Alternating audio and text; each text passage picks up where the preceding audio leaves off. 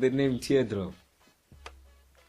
The name Teardrop comes from, you see, I wanted a name that is very different. Usually I'm a person who's smiling and laughing everywhere I am. I like smiling, laughing, and things like that. But the name Teardrop comes from, you see, sometimes when a person is laughing and smiling, you don't know what's in the inside of them. And sometimes when you look into eyes of other people, you just want to cry that moment. So that's where the name Teardrop comes. And from the fact that you don't usually get me crying. No, don't. You don't usually see tears in my eyes unless it's tears of joy.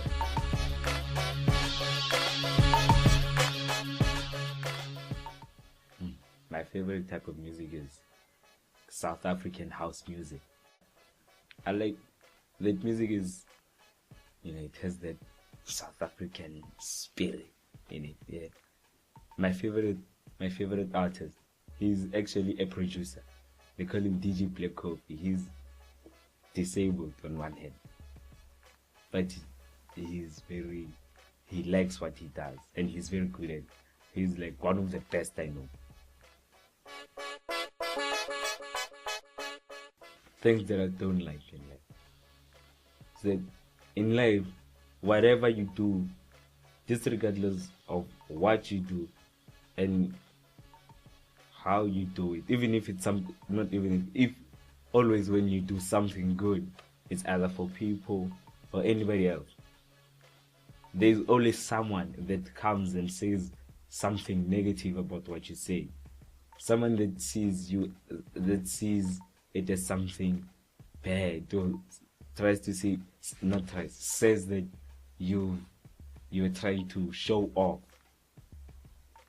Yes. Someone always comes and says something negative about anything anyone does.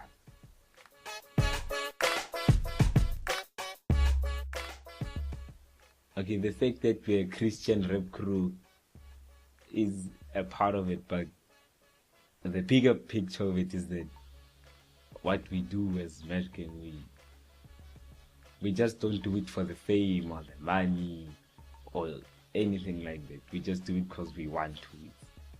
It's like a message that we want to give to the world.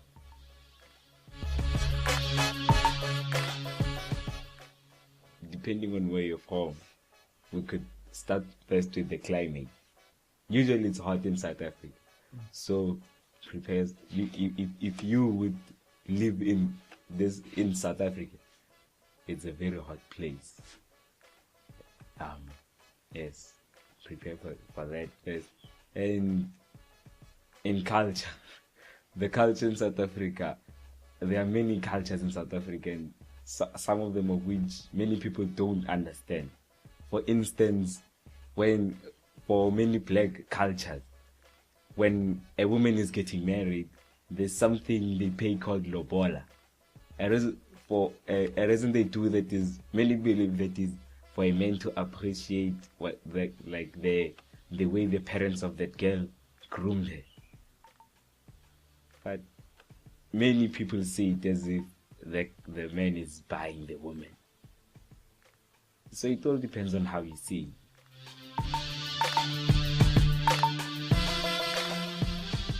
In the music I usually listen to, I don't listen to like any kind of music. I usually listen to like hip-hop music and house music. So house music is more, it's more music that people usually want to dance to. Music that people usually want to dance to. And then hip-hop music, not just South African music, but music from everywhere around the world.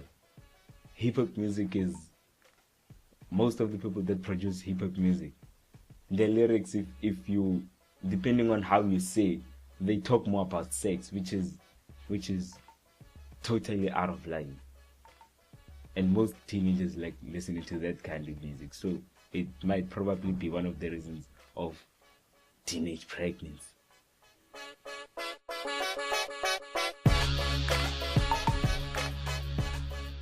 The first one would definitely be Albert Einstein. Bill Gates, but not because of his money. No. Benjamin Franklin. Benjamin Franklin. From what I know about him, I've been told of him as a person who is as an intelligent man. He was an intelligent man. And if you see from all those three men I chosen, they are all known for they're very intelligent.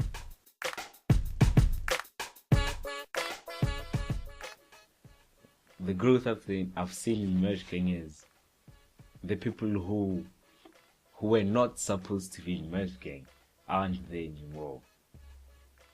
It's sort of MURSH Gang has grown in a way that they see more than just the physical person. Like maybe if they don't think of you as, okay, you're a rapper, so you're in MURSH Gang and things like that. No, they look at your personality. If you really want to be in MURSH Gang, or you're just there for entertainment and all. But MURSH Gang has grown.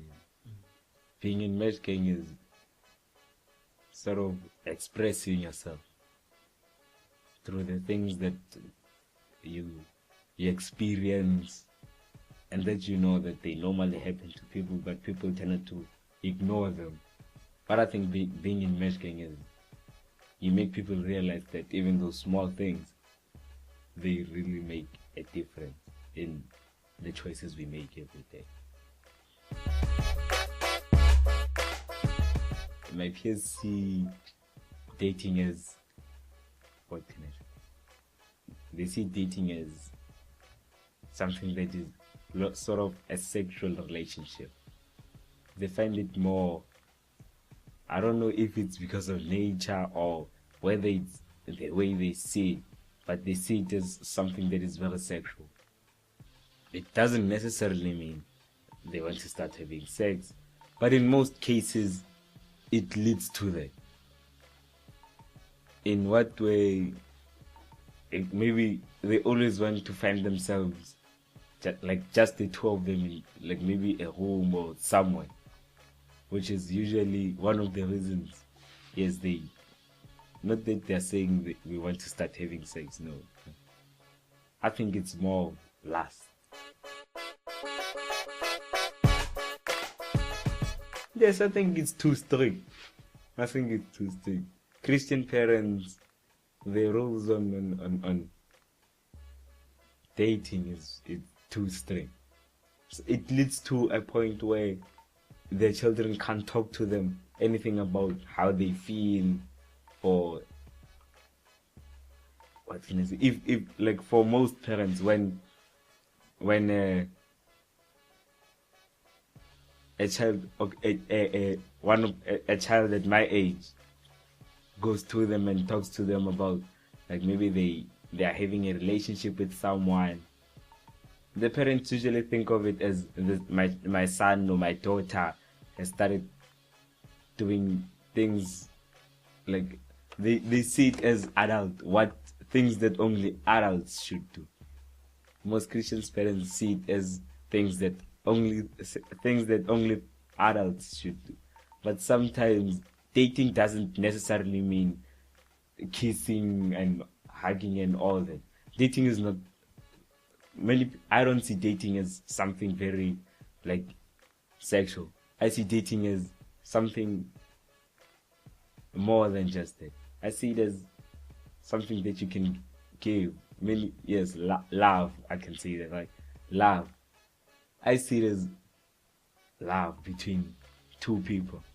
I see it as something that you give to someone, making them feel loved, like someone really, really appreciates them in this world. I think it's very simple. You call your kid, the both of you sit down and be open towards each other. Be open. Feel free to say anything.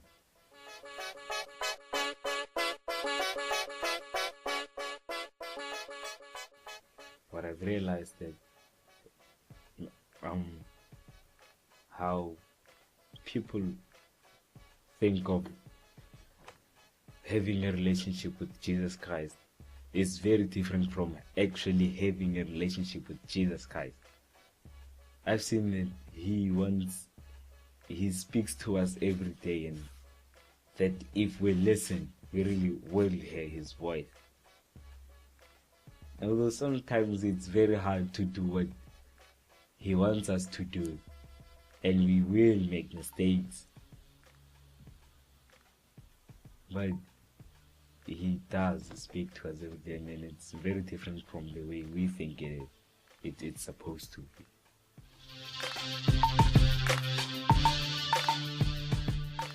I wouldn't obviously do anything clever with it. No, not at the moment. Not at the moment. I'd buy a car. I would buy a car. I'd buy a car. I'd book like 2 weeks in a 5-star hotel. I'd make that money. I'd make myself a holiday. I'd go to a place very far. I'd go to like Dubai or Luxembourg. Oh, I'd do many things with the money. But I wouldn't do things like invest and do that. No, I don't want to do that. I want to do things that benefit me. Not that I'm selfish, no. Not that I'm selfish, but I'm being honest here. I would spend that money on things that,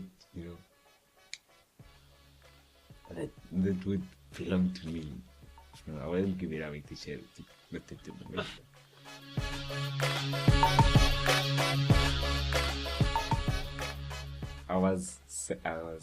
I think 7 years old. On that day, I was at home, and then it was very busy. And then my mother told me and two of my friends not to go playing around in the streets, but we decided to do the complete opposite of that. And then all of a sudden, she was there. We tried running. She was beating us right there in front of everyone. Oh, that was not nice. It was not a nice experience at all.